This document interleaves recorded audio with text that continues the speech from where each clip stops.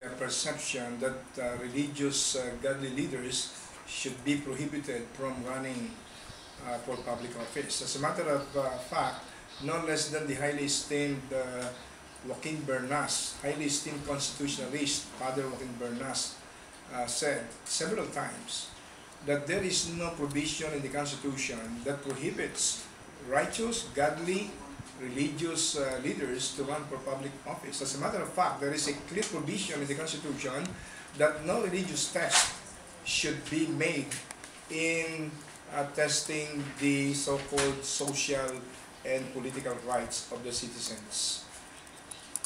Moreover, I would like to take advantage of this opportunity to explain and educate millions of our people, even all over the world, that separation of church and state is not designed to prevent godly people from offering their public service to the people.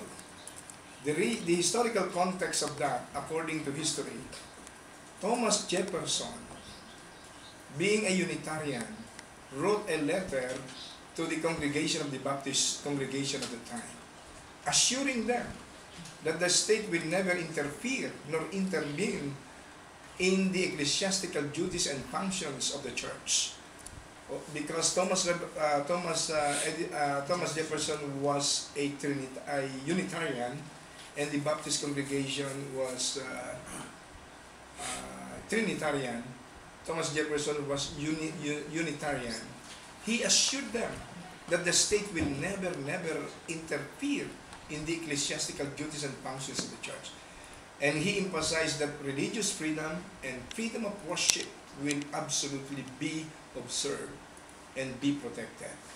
Now, in our Philippine Constitution, it is very clear the meaning of separation of church and state is that the state is prohibited to establish a state religion, and the state is absolutely prohibited to spend public funds in promoting a particular religion, emphasizing that the state should observe and protect absolutely religious freedom and freedom of worship.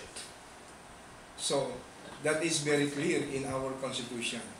No religious test is required in the exercise of social and political rights of the Filipino people, as always quoted by Father Joaquin Bernas, a respected constitutionalist. And also, I have a question. If our political system has been allowing any person, whether he is a lawyer, an engineer, a housewife, a basketball player, an actor or an actress, and sometimes even smuggling lords or gambling lords are being allowed to run for public office, why prohibit godly people to run for public office and fulfill God's mandate? God's mandate is very clear. In Proverbs 25 verse 5, remove the wicked away from the king's throne so that the government will be based on righteousness. Proverbs 14:34 says, why righteousness is so important in leadership? Righteousness exalts a nation, but sin is a reproach or a disgrace to any people. That's why there is Proverbs 29 verse 2, when the righteous are in authority, the people rejoice, and when the wicked rule, the people mourn. In other words, I believe in my heart that godly Filipinos must be encouraged as long as they are competent, as long as they are qualified to run for any public office, so that we can have a good government, a righteous government, which is the key for the genuine development and progress and prosperity of our beloved country.